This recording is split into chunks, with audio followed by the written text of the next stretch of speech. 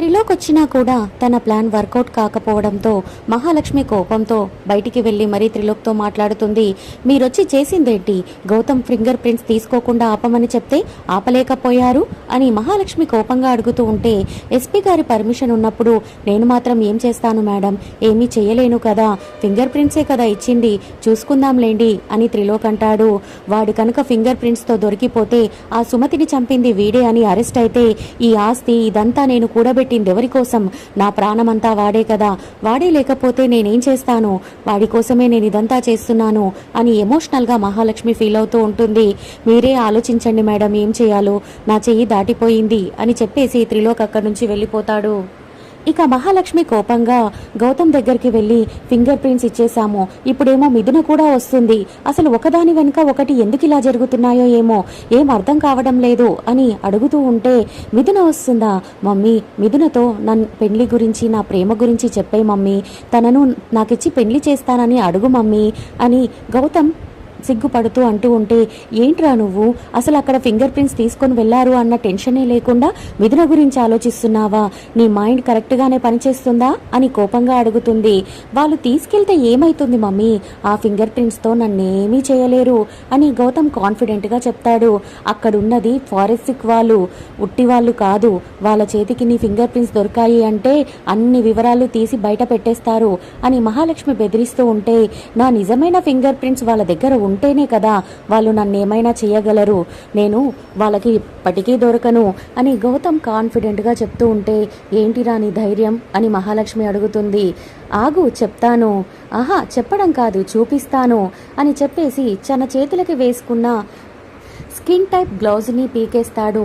ఇవి నా finger prints కాదు, ఇవి వేరే వాళ్ళ ఫింగర్ ప్రింట్స్, ఇవి ఇచ్చాను కాబట్టి నేను సేఫ్ అని గౌతమ్ చెప్పగానే, ఏంటిరా ఇన్ని తెలివితేటలా, నీకు ఇన్ని తెలివితేటలు ఎక్కడి నుంచి వచ్చాయిరా, అసలు ఇదెప్పుడు చేశావు అని మహాలక్ష్మి షాకింగ్గా అడుగుతుంది. నేను వాష్రూమ్కి వెళ్ళొస్తాను అని అడిగాను కదా మమ్మీ, ఆ టైంలోనే నేను ఇదంతా చేశాను, అంత ఈజీగా నేను పోలీసులకు దొరికిపోతానా, ఈ గౌతమ్ ఎప్పటికీ అలాంటి పిచ్చి పని చేయడు అని గౌతమ్ చెప్తూ ఉంటే, ఇన్ని ఆలోచనలు నీకెక్కటివిరా, అసలు ఇదంతా ఎలా అని మహాలక్ష్మి అడుగుతూ ఉంటే, నేను ఎవరి కొడుకుని, మహాలక్ష్మి కొడుకుని, మహాలక్ష్మి బుద్ధులే కదా నాకు వస్తాయి, అందుకే ఈ తెలివితేటలన్నీ అని గౌతమ్ అంటాడు. కానీ ఇలా నేను ఎప్పుడు ఇంతకు ముందు చెయ్యలేదురా అని మహాలక్ష్మి అంటూ ఉంటే, కానీ నేను చాలాసార్లు చేశాను, నేను ఎన్నోసార్లు ఇలాగే చేసి తప్పించుకున్నాను కూడా, అందుకే ఇది నా తెలివితేటలు, నువ్వస్సలు టెన్షన్ పడకుండా ఆ మిథున వస్తే ఆ మిథునతో నా గురించి మంచిగా చెప్పు మమ్మీ, మా పెళ్లి గురించి మాట్లాడు మమ్మీ అని గౌతమ్ రిక్వెస్ట్ చేస్తాడు. సరేలే అని చెప్పేసి మహాలక్ష్మి వెళ్ళిపోయి అర్చన మహాలక్ష్మి బాల్కనీలో నిలబడి మిథున కోసం చూస్తూ ఉంటారు. అంతలోనే మిథున ఎంట్రీ ఇచ్చేస్తుంది. సాంబన్న మిథునను చూసి సీతనే అనుకొని, ఏంటి సీతమ్మ సినిమాలో యాక్ట్ చేస్తున్నావా, హీరోయిన్ అయిపోయావా ఏంటి, అందుకే ఇంతలా తయారయ్యావా, నువ్వు చీర కట్టినా ఈ డ్రెస్లో అయినా చాలా అందంగా ఉన్నావమ్మా అని మెచ్చుకుంటూ ఉంటుంటే మిథునకు కోపం వచ్చినట్టుగా యాక్ట్ చేసి సాంబన్నను గట్టిగా కొడుతుంది. సాంబన్న భయపడిపోయి, సారీ అమ్మా, మీరు మా సీతమ్మ కాదా అని అంటే, కాదు నేను మిథున, ఏదో కొద్దిగా పోలిక సీతలాగా ఉన్నంత మాత్రాన ఆ సీతను నేనైపోతానా, మిథున మిథునే అని గట్టిగా చెప్తుంది. కానీ మనసులో మాత్రం, సారీ సాంబన్న, నిన్ను కొట్టినందుకు ఏమీ అనుకోకు, పైన మహాలక్ష్మి అత్తయ్య అర్చన అత్తయ్య నన్నే చూస్తున్నారు, వాళ్ళను నమ్మించాలి అంటే నేను ఈ మాత్రమైనా నాటకం ఆడక తప్పదు, నన్ను క్షమించు అని మనసులో చెప్పుకుంటూ ఉంటుంది. ఇక్కడ సాంబన్న మాత్రం సీతని బతిమలాడుతూ ఉంటాడు. నన్ను క్షమించండమ్మా, ఇంకెప్పుడు ఇలాంటి పొరపాటు చెయ్యనమ్మా అని బతిమలాడుతూ ఉంటే, సరేలే పో అని చెప్పేసి సీత లోపలికి వస్తూ ఉంటుంది. చూసావా నీ కోడలు ఎంత గట్టిదో, రావడమే ఎంట్రీ అదరగొట్టేసింది కదా మహా అని అర్చన అంటూ ఉంటే, మరి ఏమనుకున్నావు, తను మిథున కదా, పద తనను ఇంట్లోకి కూడా ఘనంగా ఆహ్వానిద్దాం అని చెప్పేసి ఇద్దరు కూడా హారతి తీసుకుని వెళ్ళి మిథునను ఇంట్లోకి ఆహ్వానిస్తారు. మిథునను చూసిన గిరి, మీరందరూ చెప్తుంటే ఏమో అనుకున్నానన్నయ్య, కానీ మిథున కూడా అచ్చం సీతలాగే అనిపిస్తుంది కదా అని అంటే, అవునురా, మొదటిసారి చూసినప్పుడు నేను మీ వదిన కూడా ఇలాగే అనుకున్నాం, కానీ తను నిజంగా సీతలాగే ఉంది, అందుకే తను సీత ఇద్దరు ఒకటేనేమో అన్న డౌట్ కూడా మాకొచ్చింది అని జన అంటాడు. ఇక గౌతమ్ ఏమో సీత వెనకాలే హీరోయిన్ వెనకాల హీరో తిరుగుతున్నట్టుగా గౌతమ్ బిల్డప్ ఇస్తూ మరీ తిరుగుతాడు. ఇక హాల్లోకి వచ్చిన మిథునకి సీతారాంల ఫోటో కనబడుతుంది. తరువాత ఇల్లంతా కూడా కళ్ళతో చూసిన మిథున, మీ ఇల్లు చాలా బ్యూటిఫుల్గా ఉందా ఆంటీ అని అంటుంది. నీకు అంత బాగా నచ్చిందా మిథున, ఇక మా ఇంట్లోనే ఉండిపోతావా అని ఎగ్జైటింగ్గా గౌతమ్ అడుగుతాడు. గౌతమ్, తనిప్పుడు మన ఇల్లు చూడ్డానికి వచ్చింది, నువ్వంత ఎగ్జైట్ అవ్వకు అని మహాలక్ష్మి అడ్డుపడుతుంది. వీడికి మిథున బాగా నచ్చినందుకు కొంచెం కూడా ఆగలేకపోతున్నట్టున్నాడు అని అర్చన మనసులో అనుకుంటుంది. ఇక వెంటనే మిథున సీతారాంల ఫోటో దగ్గరికి వెళ్ళి, ఈవిడేనా సీత అంటే, అచ్చం నాలాగే ఉంది కదా అని మిథున అంటూ ఉంటే, పోలికలొక్కటే, సేమ్ మిథున, కానీ నీ బిహేవియర్ తన బిహేవియర్ ఒకటేలాగా ఉండదు. ఆ సీత ఎక్కడా, నువ్వెక్కడా అని గౌతమ్ అంటాడు. ఆ సీత ఎక్కడా, నువ్వెక్కడా మిథున, ఆ సీత వల్ల ఈ ఇంట్లో వాళ్ళందరూ కూడా డిస్టర్బ్ అయిపోయారు అని గిరి అంటాడు. నిజంగానే ఆ సీత వల్ల మీ ఇంట్లో వాళ్ళందరూ డిస్టర్బ్ అయ్యారా అని మిథున అడుగుతుంది.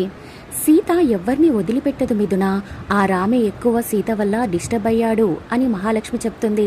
మరి ఇలా అందరినీ డిస్టర్బ్ చేసే సీత ఫోటో మీ ఇంట్లో ఎందుకు ఉండాలి? ఇలాంటి వాళ్ళ ఫోటో డస్ట్బిన్లో ఉండాలి. ఈ సీత ఒక స్టూపిడ్ అని అనుకుంటూ ఆ ఫోటోని గుమ్మం వైపుకు విసిరేస్తుంది. అప్పుడే రామ్ అటువైపుగా రావడం వల్ల ఆ ఫోటోని గట్టిగా క్యాచ్ చేసి పట్టుకుంటాడు. కోపంతో, ఏం చేస్తున్నావు మిథున అని మిథున దగ్గరికి వచ్చేస్తాడు. మిథున మాత్రం ఆ టాపిక్ కాకుండా హాయ్ రామ్ అంటూ ప్రేమగా పలకరిస్తుంది. నువ్వు అసలు ఏం చేస్తున్నావు అని రామ్ అడగగానే, సీత మీ అందరినీ కూడా చాలా ఇబ్బంది పెట్టిందంట కదా, చాలా డిస్టర్బ్ చేసిందంట కదా, అలాంటి అమ్మాయి ఫోటో మీ ఇంట్లో ఎందుకు, అందుకే తన ఫోటోని డస్ట్బిన్లో పడేస్తున్నాను అని మిథున అనగానే, సీత గురించి అసలు నీకేం తెలుసు? సీత గురించి అసలు నీకేమీ తెలియకుండా నువ్వు ఇలా మాట్లాడడం కరెక్ట్ కాదు. అయినా సీత ఇక్కడ లేనప్పుడు తన ఫోటోని ఇలా పడేయడమేంటి? తను ఉన్నా లేకపోయినా తను నా భార్య, తన ఫోటోని ఇలా విసరడం నాకేమీ నచ్చలేదు అని రామ్ కోప్పడతాడు.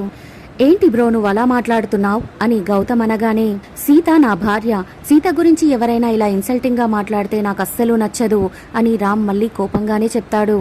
ఏంటి ఆంటీ, నేను మీ ఇంటికి వచ్చిన గెస్ట్కి ఇచ్చే మర్యాద ఇదేనా అని మిథున అడుగుతూ ఉంటే, గెస్టులాగా ఉంటే నీ మర్యాద నీకు దక్కుతుంది అని రామ్ అంటాడు. అదేంటి రామ్, మీరంతా కూడా సీత వల్ల డిస్టర్బ్ అయ్యారు అని వీళ్ళందరూ చెప్పారు కాబట్టి ఆ ఫోటోను నేను అలా విసిరి కొట్టాను అని మిథున అంటుంది. అవును రామ్, మేమందరమే సీత వల్ల ఎంత డిస్టర్బ్ అయ్యామో అన్నది మిథునకి చెప్పాము, అందుకే తను అలా చేసింది. అయినా నువ్వు మర్చిపోయావా, సీత మన ఇంటికి రాకముందుకు మనం ఎంత ఆనందంగా ఉన్నామో అని మహాలక్ష్మి అంటుంది. సీత ఈ ఇంట్లో లేనప్పుడు తన ఫోటో మాత్రం ఈ ఇంట్లో ఎందుకు బ్రో అని గౌతమ్ అంటాడు. సీత తప్పు చేసింది కాబట్టి తనను ఇంట్లో నుంచి పంపించేశాను, అంతేకాని నా మనసులో నుంచి కాదు. సీత ఎప్పటికైనా నా భార్య, తను తప్పు చేసిందన్న ఒక్క కారణంతోనే తనను నేను దూరం పెడుతున్నాను తప్ప తనని దూరం పెట్టే ఉద్దేశం నాకు అస్సలు లేదు. ఇంకెప్పుడు కూడా ఈ ఫోటోని ఎవ్వరూ టచ్ చేయకండి అని అందరికీ వార్నింగ్ ఇచ్చేసి రామ్ ఆ ఫోటోని మళ్ళీ ఎక్కడుందో అక్కడ తగిలించి కోపంగా తన రూమ్లోకి వెళ్ళిపోతాడు. రామ్కి కొంచెం సెంటిమెంట్స్ ఎక్కువ మిథున, తన మాటలు నువ్వేం పట్టించుకోకు, ఫీల్ అవ్వకు అని మహాలక్ష్మి అంటూ ఉంటే, ఇట్స్ ఓకే అని సీత అంటుంది. రామ్ మామ నన్ను బయటికి గెంటేసినా కూడా తన మనసులో నాకు గుడి కట్టాడని అర్థమవుతుంది. నా మీద ఒక చిన్న మాట కూడా పడనివ్వడం లేదు. ఇది చాలు మామ నా జీవితానికి అని సీత సంతోషపడుతూ ఉంటుంది. గౌతమ్, నువ్వు వెళ్ళి మిథునకు ఇల్లంతా చూపించు అని మహాలక్ష్మి చెప్పగానే మిథున గౌతమ్ అటువైపుగా వెళ్ళిపోతారు. వీళ్ళిద్దరూ మేడ్ ఫర్ ఈచ్ అదర్లా ఉన్నారు కదా అని మహా అంటూ ఉంటే, నాకెందుకో రామ్ మిథున మేడ్ ఫర్ ఈచ్ అదర్లా అనిపిస్తున్నారు అని అర్చన అంటుంది. నువ్వు నోర్మి, మిథున ఎప్పటికైనా గౌతమ్దే అని మహాలక్ష్మి అటు చూస్తూ నవ్వుతూ ఉంటుంది. ఇక రామ్ బాధగా తన రూమ్లో సీత జ్ఞాపకాలను తలుచుకుంటూ బాధపడుతూ ఉంటాడు. ఇక సీత గౌతమ్తో తిరుగుతుంది కానీ తన ధ్యాసంతా రామ్ మీదే ఉంటుంది. మన ఇంట్లో నీతో తిరగాల్సిన ఈ టైంని నేను వీడితో తిరగాల్సి వస్తుంది మామ, నేను ఈ సంతోషాన్ని మిస్ అయిపోతున్నాను అని బాధపడుతూ ఉంటుంది. ఇంతలో గౌతమ్కి ఫోన్ రావడంతో మాట్లాడడానికి పక్కకు వెళ్తాడు. అదే సమయం అనుకుని సీత రామ్ గదికి వస్తుంది. మీరెందుకు ఇక్కడికి వచ్చారు అని రామ్ అడగగానే, సీత లేని అయోధ్యని చూశాను, సీత లేని రామ్ గది ఎలా ఉంటుందో చూద్దామని వచ్చాను అని మిథున అంటుంది. మీరు ముందు ఇక్కడి నుంచి వెళ్ళిపోండి అని రామ్ కోపంగా అంటాడు. అరే రామ్, మీకు సీత మీద చాలా ప్రేమ ఉందని చెప్తున్నారు కదా, అలాంటిది సీతను ఇంట్లో నుంచి ఎలా పంపించేశారు అని మిథున అడుగుతుంది. సీత మీద నాకు ప్రేమ ఉందని చెప్పాను కానీ సీత చేసిన తప్పుని నేను క్షమించాను అని మీకు చెప్పలేదు కదా. అని రామనగానే, నిజంగా మీకు అంత ప్రేమ సీత మీద ఉంటే తను తప్పు చేసిందా లేదా అని మీరు ఆలోచించారా అని మిథున అడుగుతుంది. కోపం ఎక్కడ ఉంటుందో ప్రేమ కూడా అక్కడే ఉంటుంది కదా అని రామ్ అంటూ ఉంటే, అయితే మీకు సీత మీద కోపము ప్రేమ రెండూ ఉన్నాయన్నమాట. ఇన్ని రోజులుగా మీరు సీతతో కలిసి ఉంటున్నారు, తన ప్రేమని కూడా పంచుకున్నారు. మరి సీత ఈ తప్పు చేసిందా లేదా అని మీ మనసు చెప్పలేదా అని మిథున అడుగుతుంది. నా పర్సనల్ విషయాలు మీకెందుకండి, ముందు మీరు బయటికి వెళ్ళండి అని రామ్ అంటూ ఉంటే, నేను అడిగిన ప్రశ్నకి సమాధానాలు చెప్పకుండా మీరు ఎస్కేప్ అవుతున్నారన్నమాట అని మిథున అడుగుతుంది. ఎస్కేప్ అవ్వడమా? నేను ఎస్కేప్ అవ్వడం లేదు, మా గురించి మీకు అనవసరం లేదు, బయటికి వెళ్ళండి అని గట్టిగా చెప్పేసరికి మిథున మాట్లాడకుండా బయటికి వచ్చేస్తుంది. ఇక తన మనసులో రామమ్మ నా గురించి ఇప్పుడే ఆలోచించడం మొదలుపెట్టాడు అని సీత సంతోషపడుతూ ఉండగానే గౌతమ్ ఫోన్ మాట్లాడేసి అక్కడికి వచ్చి, అబ్బా సీత మిథున ఒంటరిగా కనబడింది, ఇప్పుడే తనను వెనకాల నుంచి మెల్లగా వచ్చి హగ్ చేసుకుని నా లవ్ని ప్రపోజ్ చేసేసేయాలి, తను ఎలా ఫీల్ అవుతుందో చూడాలి అని ప్లాన్ వేసుకుంటూ ఉంటాడు. మరి నిజంగానే గౌతమ్ అనుకున్నట్టుగా మిథునను వెనకాల నుంచి హగ్ చేసుకుంటాడా? మరి మిథున ఎలా రియాక్ట్ అవుతుందో తెలుసుకోవాలి అనుకుంటున్నారా? అయితే నా ఛానల్ని సబ్స్క్రైబ్ చేసుకొని నన్ను సపోర్ట్ చేయండి. Bye bye.